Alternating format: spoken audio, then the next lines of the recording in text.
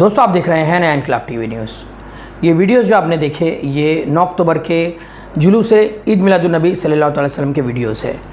इन videos में आप साफ तौर पर देख सकते हैं कि किस तरह से उलमा कराम के मना करने के बावजूद भी कई जगह पर डीजे लगाया गया।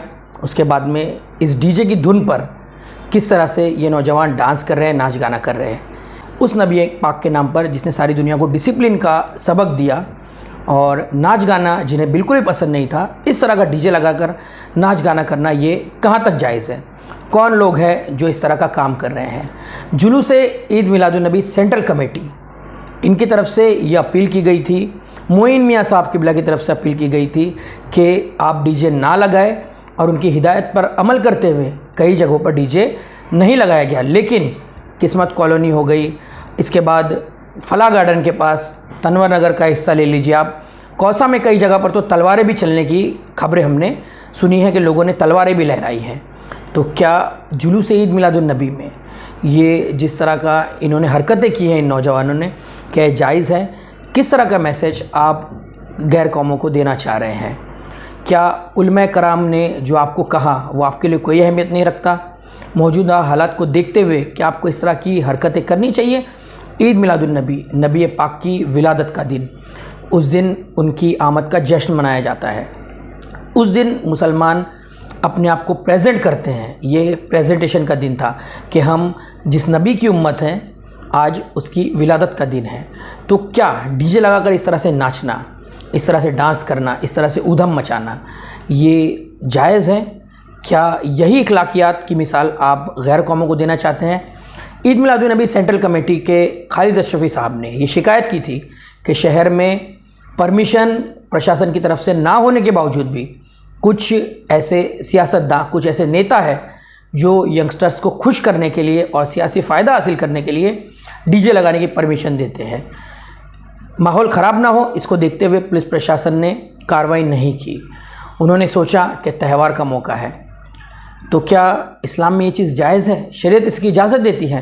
प्रशासन तो कानूनी तौर पर अपना काम कर रहा है कि लॉ एंड ऑर्डर ना बिगड़े, क्योंकि वो जानता है कि कुछ ऐसे लोग मौजूद हैं जो कानून को नहीं मानेंगे और अगर हम कोई कानूनी कार्रवाई करेंगे तो ये मजहबी मामले में तब्दील ना हो जाए। इसी को देखते हुए प्रशासन ने ढिलाई बरती। लेकिन ये खबर 2 दिन बाद दिखाने का मकसद ये है कि आखिर कब इसके खिलाफ बेदारी आएगी।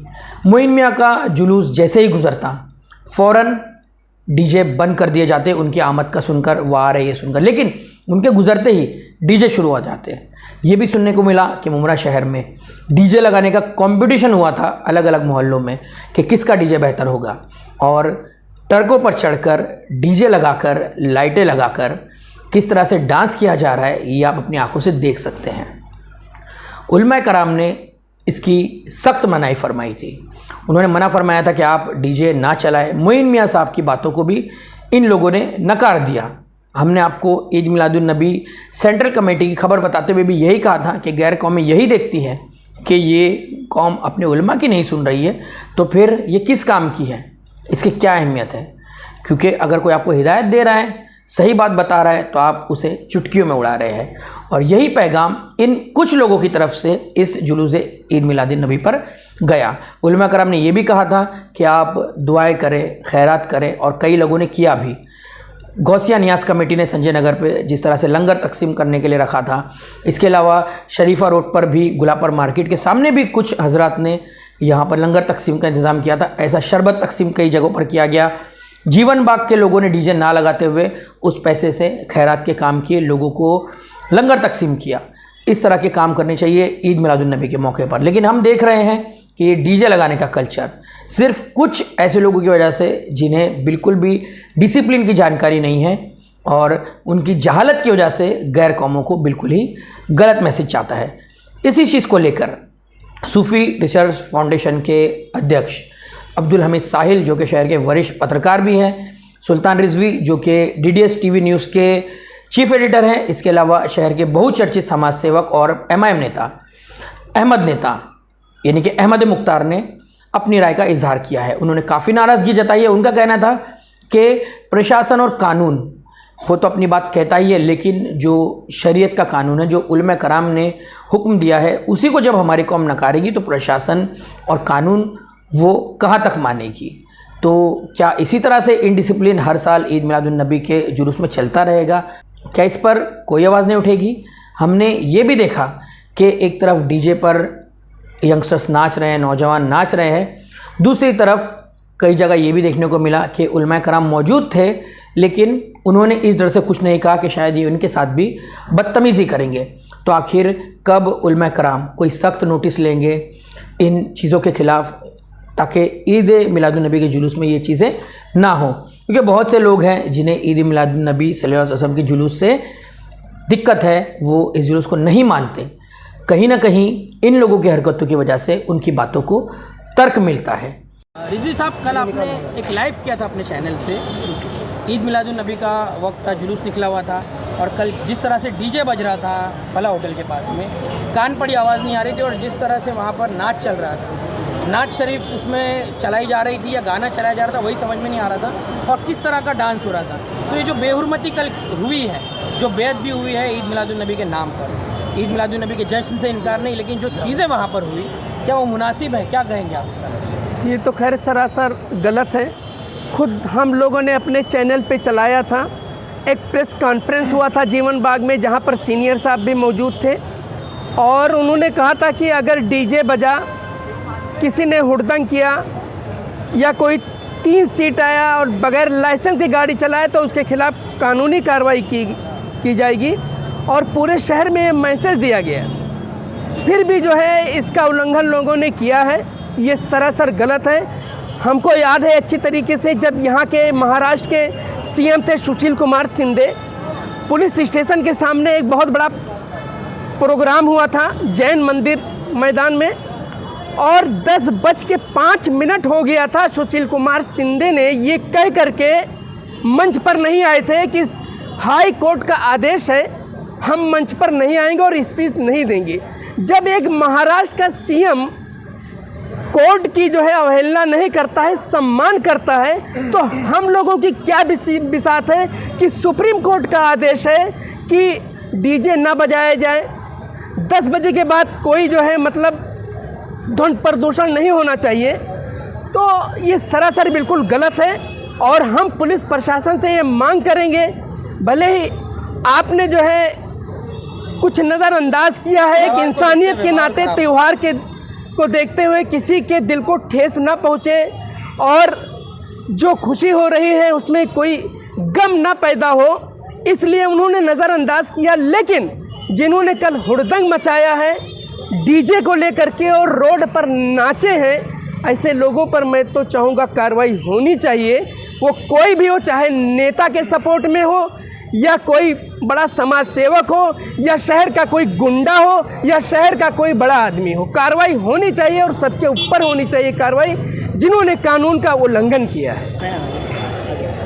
साहिल साहब, जिस तरह की खुराफातें कल जुलूस ईद मिलादुन्नबी के दौरान की गई, और उस नबी का उन्होंने खुशी के नाम पर, खुशी मनाने के नाम पर, उस नबी पाक की खुशी के नाम पर, जिसको ये सब पसंद ही नहीं था जी। अपने बचपन में एक बार वो नाच गाने की महफिलों में उन्हें कोई ले गया तो वहाँ उन्होंने रुकना गवारा नहीं किया, वो लौट आए, और इन सब चीज़ों से उन्होंने मना फरमाया। पंजतन पाक के बारे में भी कहा जाता है कि इन्हें ये चीज़ें नहीं पसंद। तो ये नौजवान क्या करें? क्या ये तरीका है? क्या इस तरह मनाना चाहिए ईद मिलादुन्नबी सल्लल्लाहु अलैहि वसल्लम? सबसे पहले तो ये बहुत ही अफसोसनाक अमर कल हुआ। कल मैंने खुद अपनी आँखों से देखा है कि जिस आकाए नेमत जिनके लिए अल्लाह ताला ने फरमाया लौकाना लमा खलक़तुल अफ़लाक, ऐ महबूब अगर मैं आपको पैदा ना फरमाता मैं इस कायनात का वजूद ही ना फरमाता। और उसी कुरान में अल्लाह रब्बुल इज़्ज़त ने जो आयत नाजिल फरमाई है शोर के नाम पर, गुल के नाम पर, उसका मफ़हूम यूँ है कि अगर ऐ लोगों नबी की बारगाह में अपनी आवाज़ को बुलंद ना करो, कहीं ऐसा ना हो कि तुम्हारे अमाल गारत हो जाए, तुम्हें पता भी ना चले।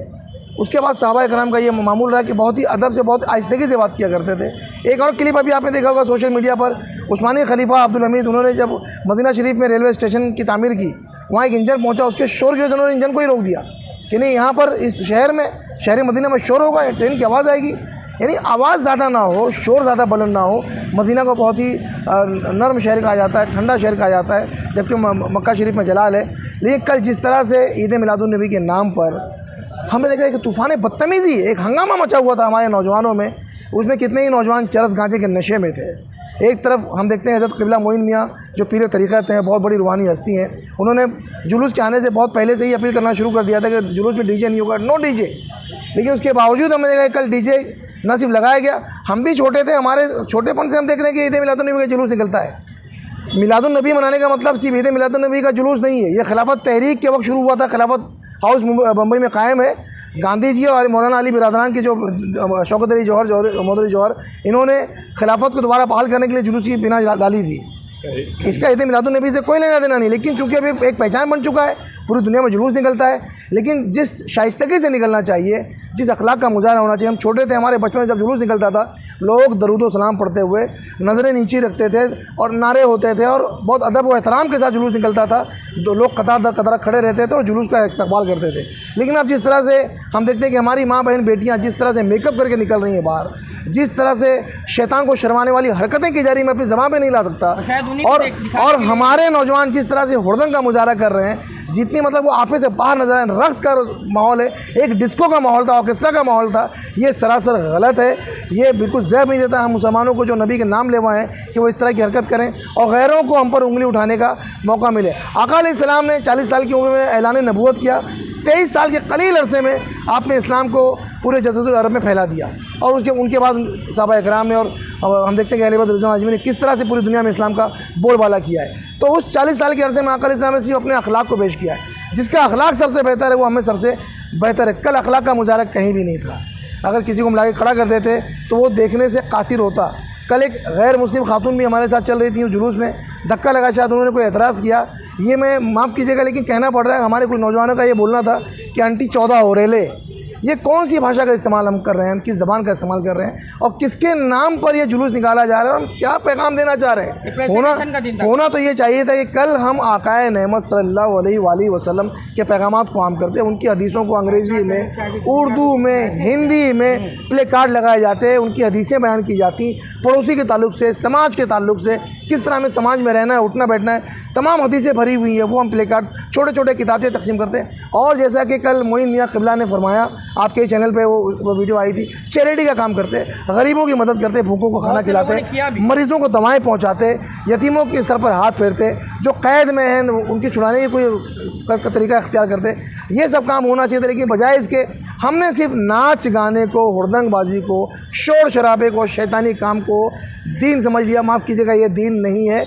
मेरे ख्याल से, मेरी अपनी ज़ाती राय है कि ऐसा जुलूस ना निकालना ही बेहतर। हमीद भाई, और एक चीज़ देखने को मिली कि डीजे का कंपटीशन होता है मुमरा में। दो अलग अलग मोहल्ले के लोग डीजे लगाते हैं कि किसका बेहतर होगा, और फिर उसी सिलसिले में ट्रकें निकलती हैं डीजे लेकर।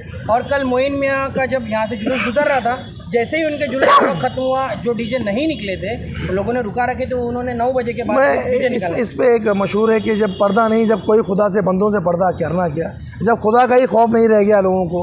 हज़रत मोइन मियाँ क़िबला ने अगर कोई आपसे अपील की थी, आपने सिर्फ इतना एहतराम किया कि उनकी गाड़ी जैसे गुजरती है, आप अगर आप डीजे शुरू कर देते हैं तो ये बहुत बुरी बात है। अगर मानना है पूरी बात को तो मुकम्मल मानिए। जो उन्होंने कहा था, कितना अच्छा होता कि अगर आप लोग वही वो जो डीजे की जगह दरूद सलाम बज रहा होता, लोग अदब व एहतराम से चल रहे होते। आप छोटे छोटे इनामात छोटे छोटे बच्चों से सूरे पढ़वाते, उनसे नाते पढ़वाते, उन्हें इनामात तकसीम करते, एक अच्छे माहौल। जी फरमाएं। डीजे के साथ में उसमें कुछ मराठी सॉन्ग्स भी बज रहे थे, तमिल ज़माने में और बहुत से अलग अलग ज़बानों में डीजे का कंपटीशन रखा गया, जैसे हिंदुस्तानी भाव का भी कुछ उसमें म्यूज़िक हिंदी और मराठी में बज रहा था। इसके बारे में क्या कहना चाहिए? बिल्कुल गलत, गैर शरई है, हराम है। पहली बात तो लाहू लहाब की सारी चीज़ें हराम का करार दे दी गई हैं। अलबत्ता सूफ़ियों के यहाँ जो मज़ामीर के साथ जो जायज़ है वो एक अलग बहस है। सूफ़ियों के यहाँ जो मुबाह है, जायज़ है, क्योंकि उस पर सिर्फ़ और सिर्फ मनक़बत, हमद और नात वगैरह होती है, इसलिए उनको।